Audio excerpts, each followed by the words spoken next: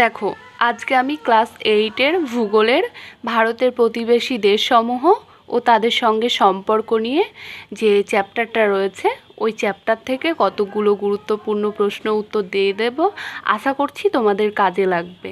যদি তোমরা এগুলো ফলো রাখো তাহলে তোমরা এক্সামেও অনেক কোশ্চেন কমন পাবে। যেমন ধরো, প্রতিবেশী দেশ বলতে প্রথমেই আমাদের জানতে হবে প্রতিবেশী দেশ কী বা কাকে বলে। কোনো দেশের আশেপাশের দেশগুলিকে সেই দেশের প্রতিবেশী দেশ বলে। আচ্ছা, যদি বলা হয় ভারতের একটি প্রতিবেশী দেশের নাম লেখো, তখন তোমরা কি করবে? তাহলে ভারতের একটি প্রতিবেশী দেশের নাম যখনই তোমাদের লিখতে বলবে তখনই তোমরা সেটা চোখ বন্ধ করে লিখে দেবে বাংলাদেশ। তারপর ভারতের প্রতিবেশী দেশ কয়টি? ভারতের মোট প্রতিবেশী দেশ রয়েছে 9টি। আর এই 9টা দেশ ভারতবর্ষের কোন কোন দিকে অবস্থিত সেটাও আমাদের অবশ্যই জানতে হবে, যেহেতু আমরা ভারতবর্ষেই বসবাস করছি। তো ভারতবর্ষের এই সমস্ত পরিচয় তো আমাদের জেনেই রাখতে হবে।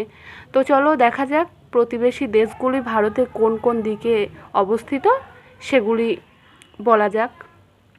প্রতিবেশী দেশগুলি হচ্ছে তোমার ভারতের উত্তরে চীন, নেপাল ও ভুটান, দক্ষিণ দিকে শ্রীলঙ্কা ও মালদ্বীপ, পূর্বে বাংলাদেশ ও মায়ানমার, উত্তর পশ্চিম দিকে পাকিস্তান ও আফগানিস্তান অবস্থিত।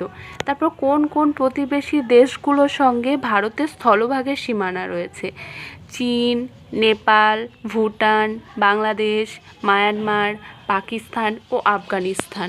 তারপর চলো সম্পূর্ণ স্থল বেষ্টিত ভারতের দুটি প্রতিবেশী দেশের নাম লেখো। এক হচ্ছে নেপাল, 2 হচ্ছে ভুটান। আরব সাগরকে স্পর্শ করে রয়েছে এমন একটি প্রতিবেশী দেশ, অবশ্যই পাকিস্তান।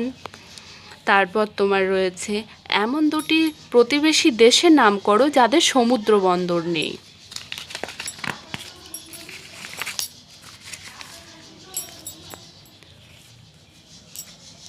নেপাল ও ভুটানের সমুদ্র বন্দর নেই। তারপর বলেছে কলকাতা বন্দরের ওপর কোন 2টি প্রতিবেশী দেশ বিশ্ব বাণিজ্যের জন্য নির্ভরশীল?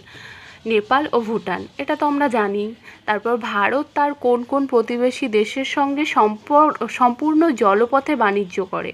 শ্রীলঙ্কা ও মালদ্বীপ। তারপর আমাদের রাজ্য পশ্চিমবঙ্গ কোন 3টি প্রতিবেশী দেশের সীমান্তে অবস্থিত? এটা হচ্ছে বাংলাদেশ, নেপাল ও ভুটান। ভারত ও শ্রীলঙ্কা কোন প্রণালী দ্বারা বিচ্ছিন্ন? এটা হচ্ছে পক প্রণালী। ভারতের এমন 2টি রাজ্যের নাম করো যা 3টি প্রতিবেশী দেশের সীমান্তকে স্পর্শ করে আছে? সিকিম ও পশ্চিমবঙ্গ। তারপর ভারতীয় উপমহাদেশ কাকে বলে? ভারত ও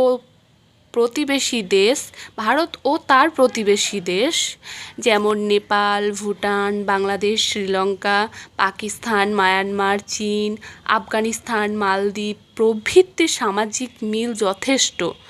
আর এদের মধ্যে ভারতের অবস্থান একেবারে মাঝখানে। আর আয়তন ও জনসংখ্যার বিচারে ভারত বৃহত্তম। এক কথায় এই অঞ্চলের প্রধান কেন্দ্রবিন্দুই হলো ভারত। তাই এই অঞ্চলকে ভারতীয় উপমহাদেশ বলা হয়। আজকের মতো এই কয়েকটা কোশ্চেন দিলাম, 14টা মতো। পরের দিন আবার কিছু কোশ্চেন দিয়ে দেব। আর বাকি কোশ্চেনগুলো দেখতে অবশ্যই চ্যানেলটাকে ফলো রাখবে। আশা করছি তোমরা উপকৃত হবে।